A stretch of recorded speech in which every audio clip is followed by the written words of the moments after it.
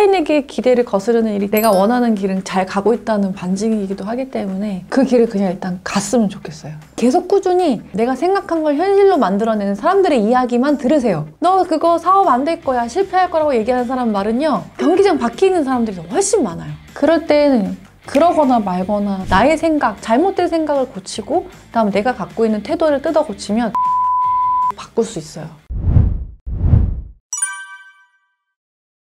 안녕하세요. Being Myself, 나다운 퍼스널 브랜딩 책의 저자 방탄렌즈 지혜입니다. 나를 찾아가는 브랜딩 글쓰기를 이제 썼고요. 2년 동안에 글을 쓰면서 지금 이제 곧 3년 넘었는데, 그렇게 하면서 저의 어떤 브랜드, 글로서 이제 퍼스널 브랜딩이 이제 플랫폼이 완성이 된 것 같아요. 그 내용을 안에 전부 담았습니다. 저도 마찬가지고 지금도 우리는 틀 안에서 살고 있거든요. 그렇게 살 수밖에 없는 게, 인간은 원래 사회적인 동물이거든요. 그래서 그 사회적인 규범 안에서 지켜야 할 규율이나 규정이나 뭐 법이나 이런 것들이 많아요. 정작 이렇게 살다 보면은 어떤 하나의 큰 체제, 국가 안에서, 그리고 가족 안에서 내가 자라왔던 학교, 친구, 또 직장 속에서 나도 모르게 그 틀을 짓고 있기 때문에 그걸 벗어난다는 게 쉽지는 않습니다. 많은 사람들이 난 나를 잘 알아, 나를 알아라고 얘기는 하는데, 제가 나를 안다라고 말할 수 있는 기준은 어떤 지식을 통해 아는 알미 아니라 내가 그거를 경험을 해봐야 한다고 생각해요. 그 경험을 한 번만 해보는 게 아니라 내가 원하는 어떤 꿈이 있어요. 내가 원하는 어떤 그 자리가 있어요. 그러면은 그 길을 가기까지 굉장히 많은 실패와 한계들이 오거든요. 내가 그 길을 계속 경험을 하고 어떤 경험이든 다 쓸모가 있기 때문에 뭐든 다 해보고 나서 아, 이게 나랑 맞는구나, 나랑 맞지 않는구나, 내가 좋아하는구나, 아, 이게 내가 진짜 원했던 꿈이구나. 그래서 여러분들이 나를 안다라고 할 때는 평상시 내가 집, 학교 아니면 직장, 집 이렇게 만나던 사람들 말고 정말 낯선 곳에서 나를 딱 데려다 놓고서는 내가 정말 원하고 좋아했던 것들을 한 번씩 좀 경험해 보셨으면 좋겠다라는 생각이 듭니다. 위축이 되거나 감정으로 좀 불안하거나 내가 이렇게 흔들리는 구간들도 오고, 그럴 때는 그러거나 말거나 해야 한다는 게 그때 저한테 그랬어요. 내가 그 길을 가겠다고 하면 끝까지 이렇게 해내는, 원래 우리가 워라밸 얘기하는데 진짜로 내가 원하는 길이 어떤 구간에서는 워라밸이라는 게 없어요.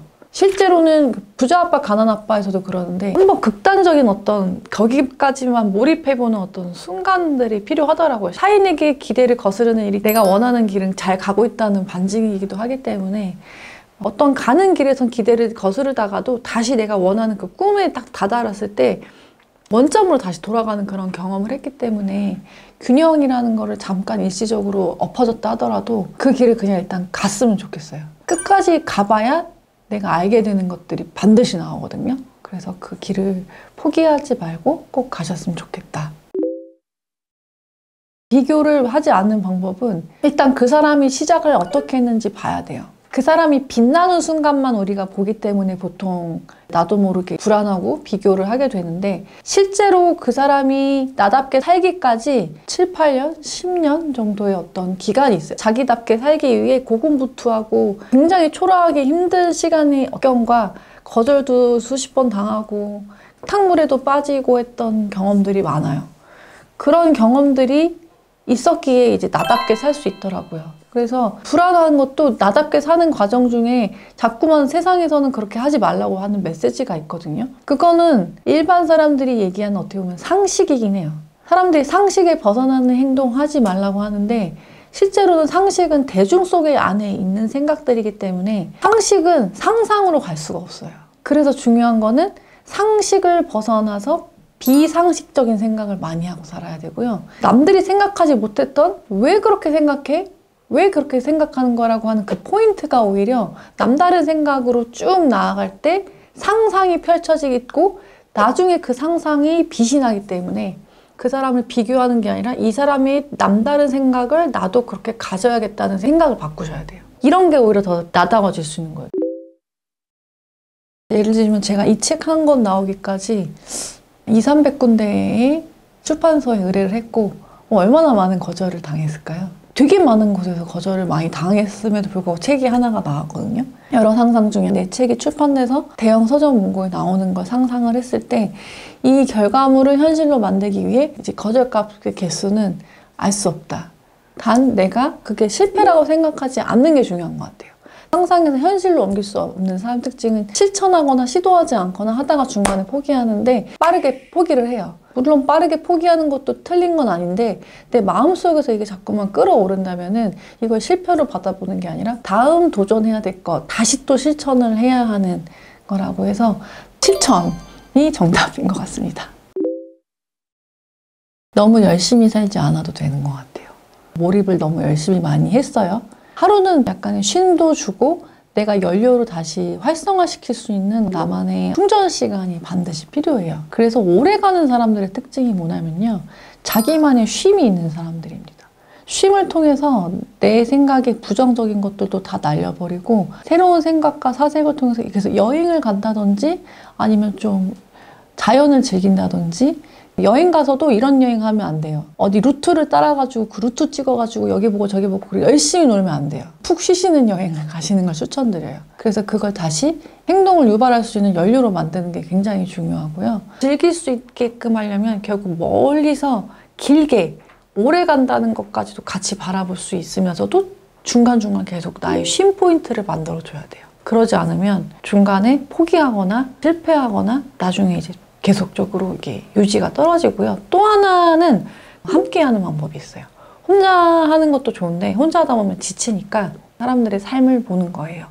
그러다 보면 나에게 어떻게 보면 좋은 자극이 되고 좋은 연료가 될 수 있기 때문에 여러분들에게 있어서 원동력을 바꾸는 방법은 성공한 사람들 곁에 가까이 가서 지켜보거나 또 나만의 쉼을 갖거나 이렇게 가면 좋겠다라는 생각이 듭니다.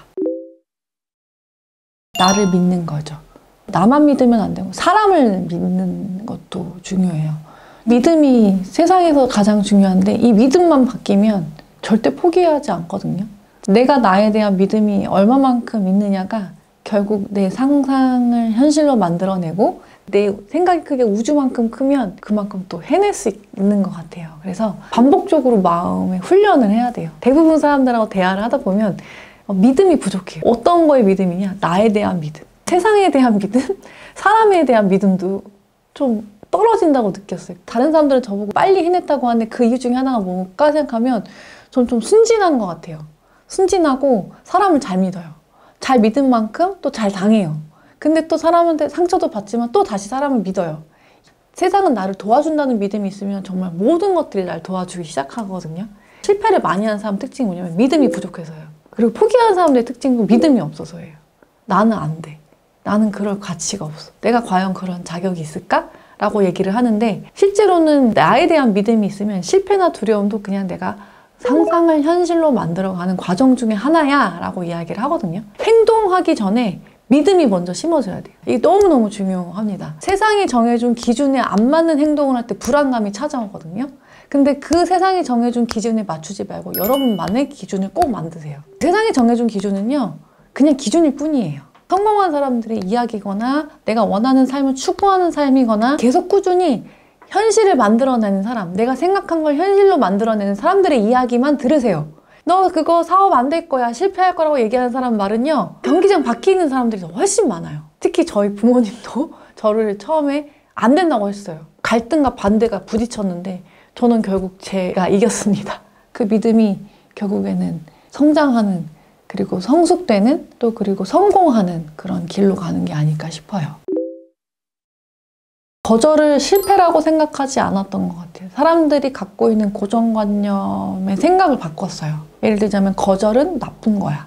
거절은 나에게 있어서 그 길이 아니라고 알려주는 거야가 아니라 거절은 다른 데에 또 기회가 있을 수 있다. 그러니까 거절을 거절로 보지 않는 거예요. 그 생각을 바꾸는 거예요. 거절당하는 건 내가 또 다른 기회가 있을 수 있다는 생각으로 계속 생각의 전환을 바꿔야 돼요. 부정적인 모든 것들마저도 좋은 생각으로 바꿀 수 있어요. 그래서 세상에 내가 알고 있는 부정적인 어떤 고정관념이 좋은 방향일 수도 있다는 생각까지 바꾸면 어떻게 돼요? 부정적인 걸 회피하는 게 아니라 수용하는 사람으로 바뀌어요. 성공하는 사람들의 특징이 하나가 뭐냐면 부정적인 것도 수용하는 태도가 있어요. 그 태도까지 내가 생각을 바꾸면 완전히 다른 사람이 되는 거죠. 그래서 인생을 바꾸고 싶다고 한다면 내가 갖고 있는 생각의 고정관념이 어떻게 향해 있는지 봐야 되고요. 또 한 가지는 평상시 내가 생각하고 있는 감정이 부정적인 생각의 감정으로 많이 흐르고 있는지 나를 봐야 돼요. 오늘 하루 내가 갖고 있는 생각들이 나의 꿈과 상상과 연결된 생각을 하고 살고 있는지, 아니면 나의 꿈과 상상과 연결되지 않은 그냥 오늘 하루의 일상만 생각을 하고 사는지를 알아차려야 돼요. 제가 그 연습을 매일매일 했더니 여기까지 왔고요. 나의 생각, 잘못된 생각을 고치고 그다음에 내가 갖고 있는 태도를 뜯어 고치면 오히려 위기를 부딪히고 현실을 직면하고 어려운 것을 받아들여서 조금이라도 더 해결하려고 하는 내 태도가 고쳐지거든요. 물론 저도 마찬가지로 교사로 살면서 월급을 받는 안정적인 직장에서 살았어요. 근데 그거 잘못된 거 아니에요.